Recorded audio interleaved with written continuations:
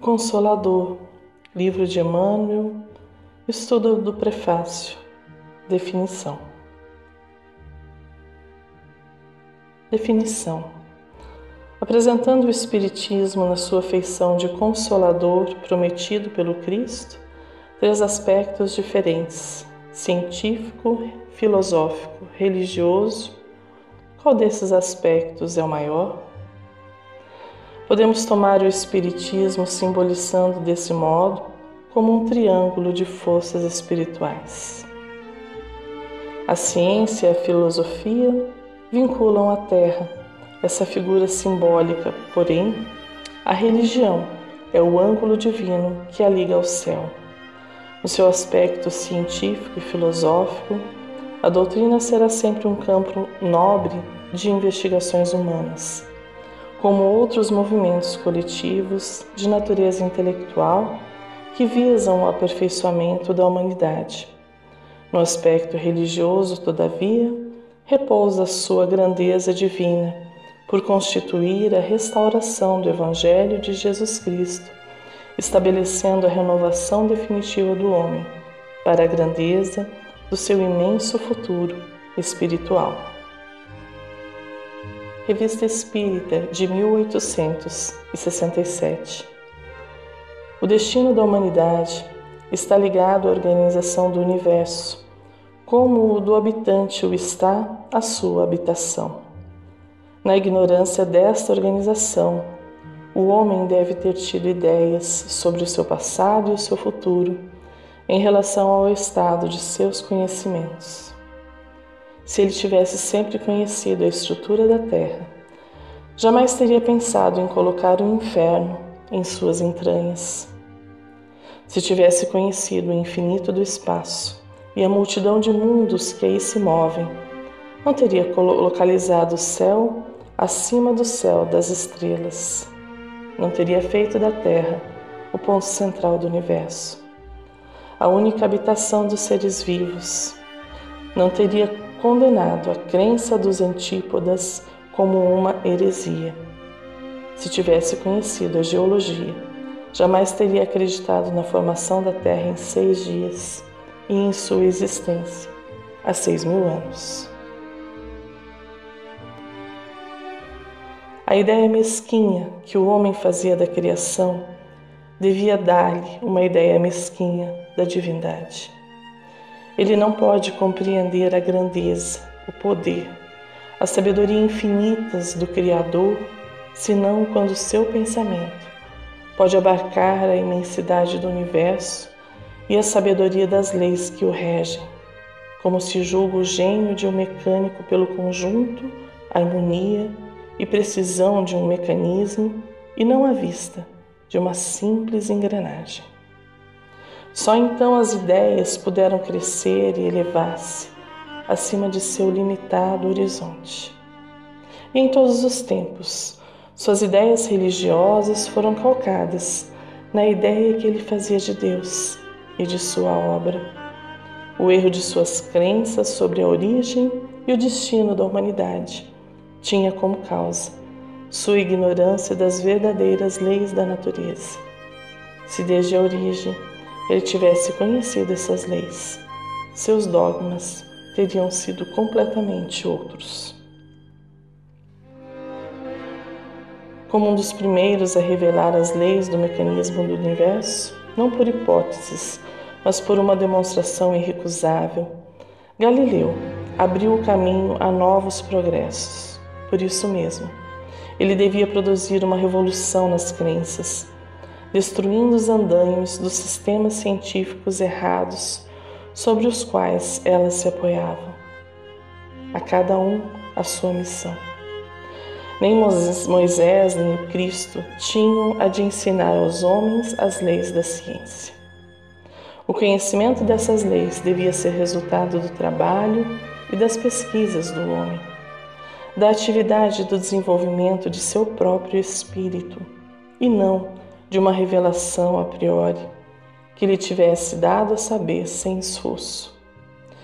Eles não deviam nem podiam lhe ter falado senão uma linguagem apropriada ao seu estado intelectual, pois do contrário, não teriam sido compreendidos.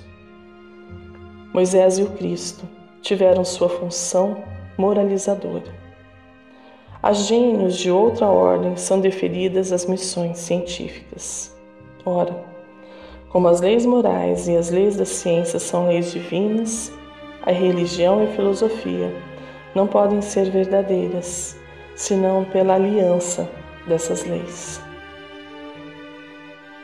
O Espiritismo é baseado na existência do princípio espiritual, como elemento constitutivo do universo. Ele repousa sobre a universalidade e a perpetuidade dos seres inteligentes, sobre seu progresso indefinido através dos mundos e das gerações, sobre a pluralidade das existências corporais necessárias ao seu progresso individual, sobre sua cooperação relativa como encarnados e desencarnados, na obra geral, na medida do progresso realizado, na solidariedade que une todos os seres de um mesmo mundo e dos mundos entre si. Esse vasto conjunto, encarnados e desencarnados, cada um tem a sua missão, o seu papel, deveres a cumprir, desde o mais ínfimo até os anjos, que não são senão espíritos humanos, chegados ao estado de espíritos puros, aos quais são confiadas as grandes missões, o governo dos mundos, como a generais experimentados. Em vez das solidões desertas dos espaços sem limites, por toda parte a vida e a atividade, em parte alguma a ociosidade inútil, por toda parte o emprego dos conhecimentos adquiridos, por toda parte o desejo de continuar progredindo e de aumentar a soma de felicidades pelo emprego útil das faculdades da inteligência. Perspectiva. Convidam-nos assim os espíritos a abordar a vida amparados nesta tríade, conduzindo-nos em nosso pensar, refletir e questionar. Ciência, filosofia e religião, possibilidades cognitivas do homem que complementam-se, amparam-se e, principalmente, iluminam-se. Na prática, para avançar um pouco mais, sondemos este tríplice aspecto, recordando alguns dos principais fundamentos da doutrina espírita, quais sejam a existência de Deus, a imortalidade do espírito, a pluralidade das existências, a comunicabilidade entre encarnados e desencarnados e a pluralidade dos mundos habitados. Deus existe? Abordar o tema da existência de Deus sobre o tríplice aspecto não significa buscar o que cientistas, filósofos e religiosos pensam sobre Deus. Isso seria perpetuar a divisão que existe entre essas três formas cognitivas. O desafio é entrelaçá-las, fazendo-as caminharem juntas. Sob o aspecto científico, usando métodos de pesquisa, observando as leis matemáticas, físicas, químicas e biológicas, que se revelam através da observação metódica, encontraremos indícios de uma inteligência por trás dos princípios que se repetem no micro e no macrocosmo. Diante destas constatações, da observação do comportamento das coisas, o homem é levado a refletir, questionar, racionalizar o que encontrou. Através desse exercício, será capaz de descartar as ideias grosseiras e incompatíveis com suas descobertas. Identificará que há uma inteligência superior regendo o mundo e, sentindo-se parte deste universo e sujeito a estas leis, perguntará qual o seu papel ante a vida. Ainda Refletindo sobre a existência de Deus, o homem terá o aspecto religioso a lhe tocar a alma. Verificará que desde os primórdios sempre houve esta intuição de uma força divina, criadora de todos e de tudo. A ciência e a filosofia, reunidas a este processo cognitivo, permitirão ao homem vislumbrar alguns aspectos do seu Criador, e sendo criado à sua imagem e semelhança, buscará conectar-se a este ser superior, não apenas para saber das leis que regem o universo ou para refletir sobre o seu papel e a sua posição na criação divina, mas avançará no ensejo de conectar-se a esta força criadora para saber mais de si mesmo. O homem que aproxima-se de Deus descobre-se a si mesmo em toda a sua potencialidade. Se olharmos para o Cristo, o homem integral, entenderemos que ele dominava todas as ciências, entendia todas as filosofias e sabia quem era. Eis que o seu ser estava totalmente conectado e coadunado com o Pai Celestial. Imortalidade do Espírito. O pensamento científico nos levará a pesquisas belíssimas, como a realizada por Ian Stevenson, arguindo a memória de mais de 2.000 crianças e constatando que, ante as evidências reunidas, a reencarnação seria a hipótese mais provável e pautável para justificar as provas e evidências reunidas. Novamente seremos convidados a unirmos ao pensamento científico aspectos filosóficos destas constatações. De onde viemos e para onde iremos? Qual a razão das diferenças entre os homens? Porque alguns nascem diante de tantas dificuldades e outros parecem ter a felicidade a cada passo do seu caminhar. As perguntas irão se multiplicar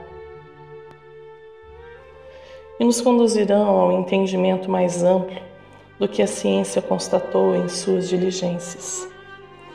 Neste processo de entrelaçamento, desta tríade que Deus concede ao homem para que ele trilhe o caminho evolutivo, será o homem convidado a perceber-se como responsável pelo seu caminhar, não apenas como sujeito do destino supondo-se um determinismo, mas como aquele que realiza, através do seu semear nas diversas vidas, o que colherá mais além. Caminharemos, avançaremos nos estudos, nas reflexões e no aprendizado, apenas e tão somente, se aprendemos a nos servir destas formas diversas de conhecermos o mundo que nos acolhe, compreendendo o nosso papel nesta imensa cadeia, reconhecendo-nos como artífices, trabalhadores operantes de quem somos e de quem queremos ser. Emmanuel, no livro Justiça Divina, nos ensina: ainda agora, muitos cientistas e religiosos, encastelados em absurdos afirmativos, parecem interessados em se anteporem ao próprio Deus. Gigantes do raciocínio constroem máquinas com que investem no espaço cósmico, em arrojados desafios, para dizerem que a vida é a matéria suposta onipotente, enquanto que milhares de pregoeiros da fé levantam cadeias teológicas, tentando apresar a mente humana ao poste do fanatismo. Na área de semelhantes conflitos, padece o homem o impacto de crises morais incessantes. Não te emaranhes, porém, no labirinto. O mundo está criado, mas não terminado. De ponta a ponta da terra vibra, candente, a forja da evolução. Problemas solucionados abrem campo a novos problemas. Horizontes abertos descerram horizontes mais amplos. E na arena imensa, da imensa luta, o espírito é obra-prima do universo, em árduo burilamento. O Criador não vive fora da criação. A criatura humana, contudo, ainda infinitamente distante da luz total, pode ser comparado ao aprendiz, limitado aos exercícios da escola. Cada civilização é precioso curso de experiências e cada individualidade, segundo a justiça, deve estruturar a sua própria grandeza. Examinando o livre-arbítrio que a divina lei nos faculta, consideremos que nós mesmos, imperfeitos quais somos, não furtamos impunemente uns dos outros a liberdade de conhecer e realizar. Bons estudos.